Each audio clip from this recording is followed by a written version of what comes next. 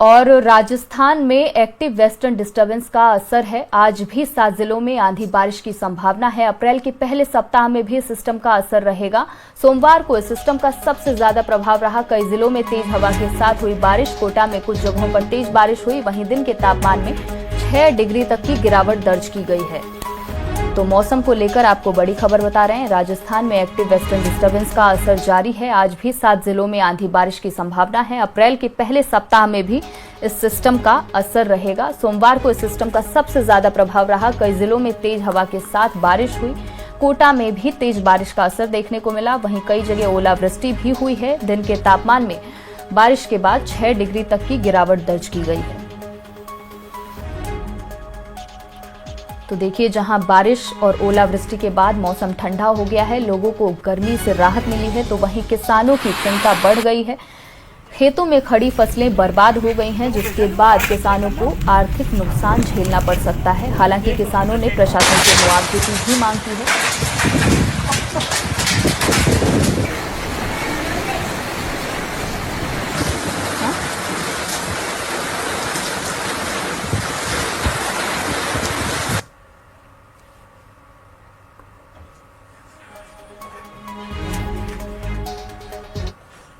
तो राजस्थान में active western disturbance के बाद आंधी बारिश और ओलावृष्टि ने किसानों की कमर तोड़कर रख दी है। कई जिलों में तेज हवाओं के साथ बारिश हुई, जिससे पेड़ और बिजली के पोल गिर गए। नागौर, कोटा, भीलवाड़ा समेत कई जिलों में आधे घंटे तक ओले गिरे। तो ये तस्वीरें आपको दिखा रहे हैं, जहां नागौर, भीलवाड़ा, टोंक, बूंदी, सवाई माधोपुर, खैरथल, तिजारा, कोटा, बारा और पोखरण की ये तस्वीरें हैं।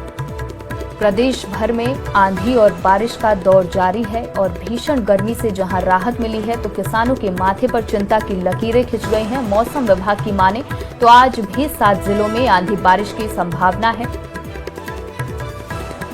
तो देखिए, आंधी बारिश और ओले वृष्टि से खड़ी फसलों को नुकसान पहुंचा है। किसानों की चिंताएं बढ़ गई हैं, तो दूसरी ओर लोगों को भीषण गर्मी से राहत भी मिली है। और आज भी 7 जिलों में वेस्टर्न डिस्टर्बेंस का असर रहेगा, जिससे आंधी बारिश हो सकती है। तो नागौर, भीलवाड़ा समेत प्रदेश भर के कई जिलों में आंधी बारिश का दौर जारी है। ये तस्वीरें भी आपको दिखा रहे हैं। तो देखिए, 10 तस्वीरें आपको दिखा रहे हैं, जहां नागौर, भीलवाड़ा, टोंक, बूंदी, जैसलमेर, कोटा, बारा और खैरथल, तिजारा के साथ सवाई माधोपुर में बारिश का दौर देखने को मिला। और हमारे साथ संवाददाता प्रकाश नागौर से जुड़ गए हैं। वहीं बूंदी से भवानी सिंह जुड़ गए हैं। क्या कुछ मामला है? ये बारिश के बाद किसानों की चिंताएं बढ़ गई हैं। क्या हालात हैं अभी बूंदी और नागौर में?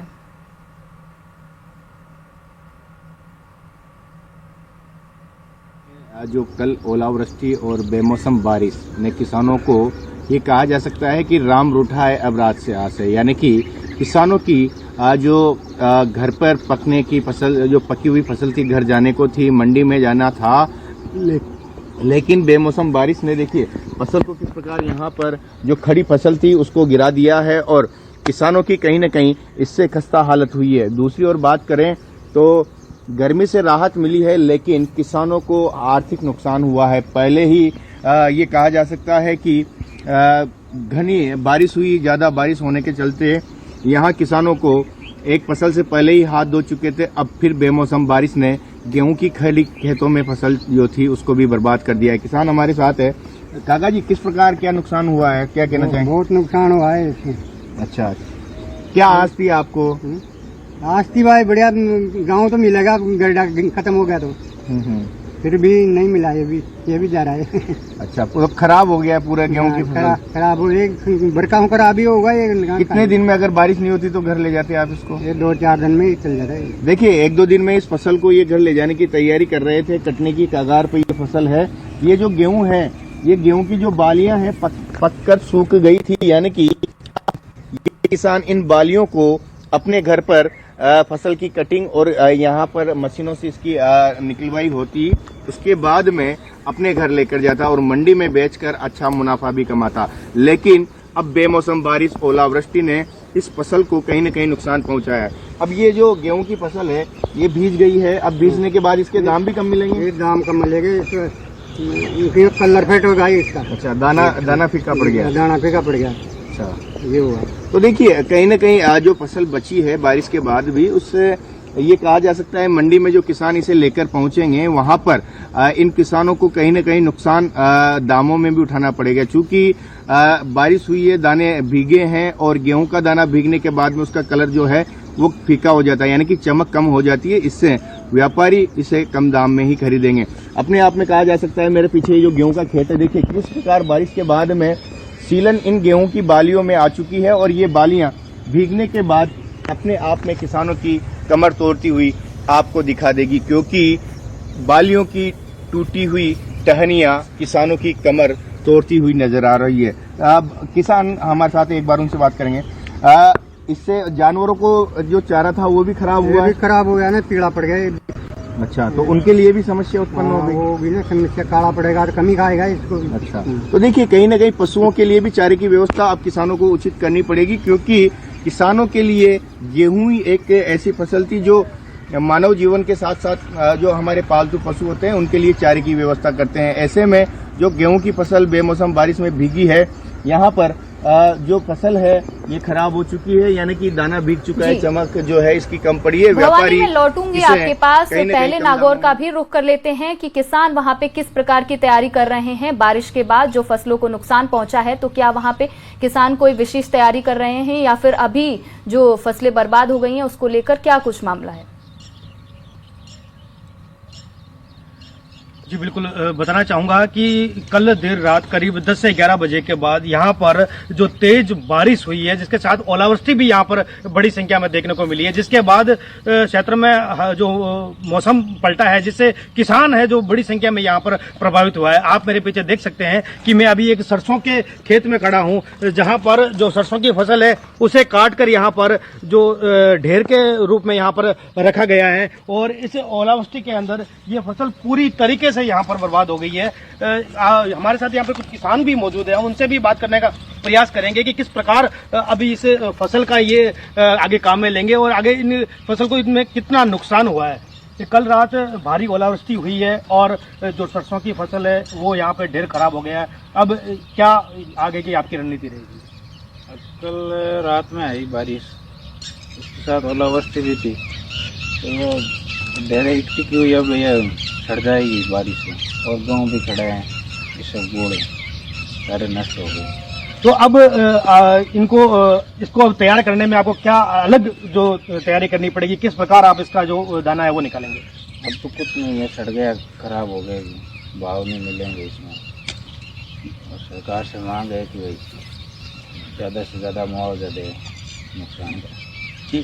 तो देखिए कि किस प्रकार किसानों ने बताया कि जो सरसों की फसल है वो पूरी तरह से यहाँ पर बर्बाद हो चुकी है। जो ढेर लगाए गए हैं, हालांकि इन्हें जो ये 1 ही 2 दिन के अंदर ही इसको ये फसल ढेर को यहाँ से फसल निकालने की जो तैयारी थे वो करने में लगे हुए थे, लेकिन जो बारिश की वजह से यहाँ पर जो ये पूरी जो फसल है वो खराब हो गई। इसके साथ ही इसबगोल जीरे की भी फसल यहाँ पर बड़ी मात्रा में बोई जाती है, वो भी खराब हो गई है। हमारे साथ एक किसान और मौजूद है। यहाँ पर आपने इसबगोल की जो खेती कर रखी है, अब उस पर इस बारिश का क्या प्रभाव पड़ेगा?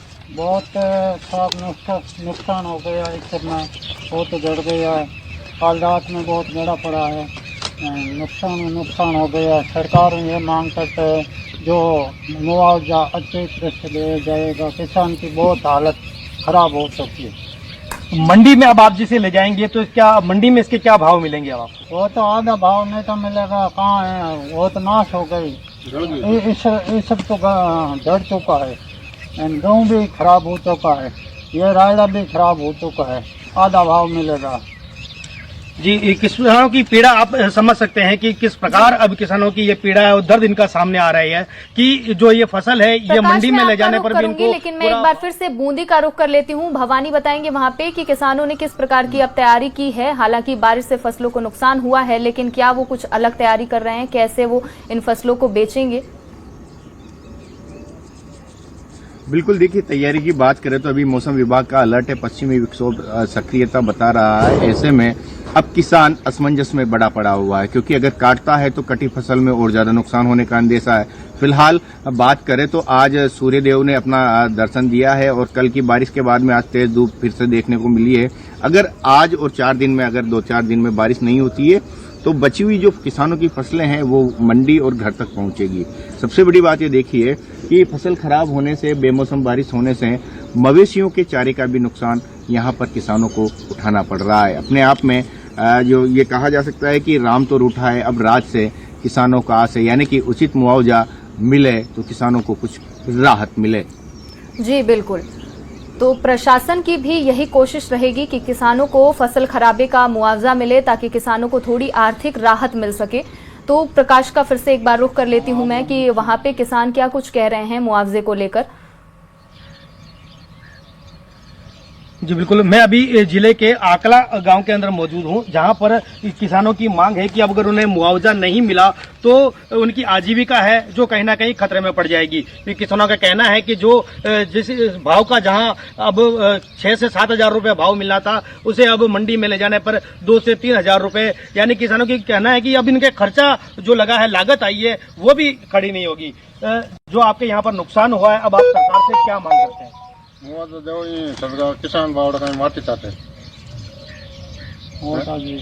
किसान मोहताजी आधा भाव में जाए, किसान बिना कुछ सरकार आधा माल तो कर दो। ये आपने जब इसकी कितनी लागत आई है, जब इस फसल को लगाया था, अब आपको इसकी कितनी लागत मिलेगी? लागत हम कहीं आधा पे हो, इधर कहीं लागत हुई पास उम्र करने द्वारा डीजल कम लाओ, डीजल महंगो, टिकट महंगो करा। किसानों का कहना है कि जो लागत इन फसल को लगाने में आई है वो लागत ही अब इनकी वापस नहीं निकल रही है, जिस पर कहीं ना कहीं किसानों की आजीविका पर बहुत ही गहरा असर है, वो यहाँ पर पड़ता हुआ दिखाई दे रहा है। साथ ही किसानों की मांग है कि उन्हें नुकसान तो हुआ है, लेकिन प्रशासन की यही तैयारी रहेगी कि उनको आर्थिक नुकसान की थोड़ी भरपाई की जाए, उन्हें मुआवजा दी जाए। फिलहाल आप दोनों का हमारे साथ जुड़ने के लिए बहुत बहुत शुक्रिया।